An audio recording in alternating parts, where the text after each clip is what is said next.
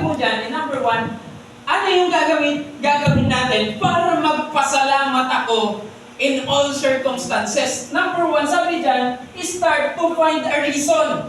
Hindi po pwede na magpapasalamat po tayo ng walang rason. Tama ba?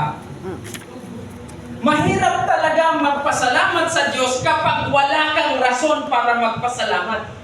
Pero ang totoo, hindi po, imposible po na sa buhay po natin wala kang kayang ipagpasalamat sa Diyos.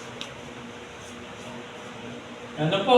Kahit isa yan, kahit dalawa yan, ipagpasalamat mo sa Panginoon. Start to find a reason. O kaya naman nagkasakit ka, nagkaroon ka ng lagnat, talagang ilang araw ka nang nilalagnat, Lord. Salamat po dahil lagnat lang. Ano po? Kasi nandito ako ngayon. Lagnat lang ang sakit ko. Alam niyo po ba sa ospital na pinagtatrabahuhan na na-appreciate yung maliliit na bagay sa buhay mo na ginagawa ng Diyos, imposible na magpasalamat ka sa Kanya. Ano po? Ano yung pwedeng rason para ipagpasalamat mo sa Panginoon? Sa lahat ng negative circumstances sa buhay mo, still find at least one reason to give thanks to the Lord. Lord, thank you so much. Na kahit ganito yung asawa ko, medyo maingay. Sino dito mga tatay? Lord, kahit medyo maingay yung asawa ko, maganda pa rin ito. Thank you, Lord. Lord, itong asawa ko, kahit nakakalimutan niya, makakalimutin, thank you pa rin. Yan, makakalimutin kami mga tatay Ano po? So, find a reason. Ano sa tingin mo yung pwedeng maging rason mo para magpasalamat sa Diyos ngayong hapon na ito? At least, mag-isip po tayo, ano ba yung pwede kong ipagpasalamat sa Kanya? Alam niyo po, naririto ka ngayon, nakaupo at nakikinig ng Kanyang salita, ipagpasalamat mo yan sa Kanya. Palakpakan natin ang Panginoon. Dahil alam niyo po, maraming tao ang ginugugol ang oras nila para lang sa mga walang kwentang bagay. Pero naandito ka, nakikinig ng Kanyang salita. Ano po? Wala nang, sabi nga nang nabasa ko, mawala man sa'yo lahat pero nakamtan mo si Kristo, walang nawala sa'yo. Amen. Ganda. Amen? Mawala man yung best friend mo dahil tinanggap mo si Kristo bilang Panginoon at tagapagligtas mo, walang nawala sa'yo. Mawala man yung 300 followers mo. Sino dito ang may pinakamaraming followers? Nanay Tess ata. Ilan na yung followers mo, Nanay Tess? Follow. Sabi ni ate, kanina, ni ate Erica, at least daw mag-heart mag-react. O kaya naman mag-comment. Tama ba? Yan daw po yung sekreto. Yan. Alam niyo po, ang pinakamaraming views sa Facebook ko, 4,000. Yan, 4,000 lang. So sabi ko, grabe pala ang nanonood. Pero yung nagre-react, konti lang. Pero yung nanonood pala, napakahalaga. So, mawala man yung mga followers mo dahil sinishare mo si Kristo. Konti man ang nag-react dyan, wala pong nawala sa'yo. Dahil nabigyan mo ng papuri at parangal ang Panginoon sa pinupost mo. Amen ba? So, kumusta tayo? Ano ba yung mga pinupost natin ngayon? I-share mo So, sabihin mo nga sa kaibigan mo ngayon, salamat dahil dinala mo ako dito sa lugar na ito. Salamat.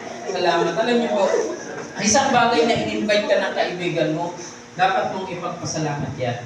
Gratitude. Sabi po dyan, gaano kahalaga? Alam niyo po, ang pagpapasalamat sa Panginoon, hindi po siya basta-basta nangyayari o nagiging ugali ng isang tao. Halimbawa, pag tinanganak na gwapo ang isang lalaki, paglaki niya, gwapo pa rin siya. Tama ba? Kasi innate sa kanya yung kagwapuan. So, pero alam niyo po ba, hindi lahat ng tao kayang magpasalamat sa Panginoon. Gaano man kaganda yung buhay niya, kagaano man kamiserable yung buhay niya, maraming pa rin tao ang hindi kayang magpasalamat sa Panginoon. Bakit? Wala po silang ugali ng isang tao na a-appreciate lahat ng bagay sa kanya.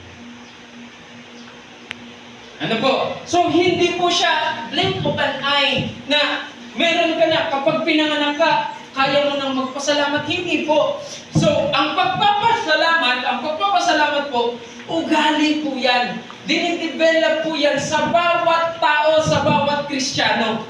So, kapag nakilala mo si Jesus Christ, unti-unti niyang babaguhin yung puso mo na ma-appreciate lahat ng meron ka.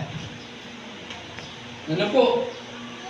Nung tumatagal ako sa church, na-realize ko kung gaano kahalaga yung pag-aaral ko. Ano po? Dati talaga, high school, hindi man lang po ako nag-review kapag may exam. Exam ko, wala na siya ako, katahid ko. Tama, review pa. Sigurado mo na akong pasado, wala na si ma'am, ang grades ko, wala siya mga problema. So, nag-lecture ako, sabi ko sa kaklase kong babae, magayon na ng surat. Lecture mo magawa ko. Talagang tamad na tamad ako. Pero kapag ka may galaan, talagang ang sipag ko. Ganon ako eh. So, aayusin po natin. Pero, nung nakilala ko si Lord, nakita ko kung gaano kahalaga yung pag-aaral. So, kaya kahit hirap na hirap ako, kahit medyo may pride ako kasi hindi ako kayang pag-aralin na nila mama. Ano po kasi kaya pala hindi nila ako pinag-aral kasi gusto nila na pumasok na ako sa PBB. Sabi ko, hindi naman pwede. Kaya pala hindi ako pinag-aaral nito. Mag-artista ka na lang, pogi ka naman. Parang pang nahiraman kayong maniwala. Pero ang totoo, wala na silang pera na pampaaral sa akin. So sabi ni Tita Helen, dahil may doon ka na lang sa amin, ako na lang magpapaaral sa iyo. So sabi ko, sa akin, hindi ko naman na-appreciate. Okay lang sa akin na tambay ako, okay lang naman sa akin mag-aral. So siyempre, tinuha ko yung opportunity na makapag-aral. So doon ko po na-realize kung gaano kahalaga.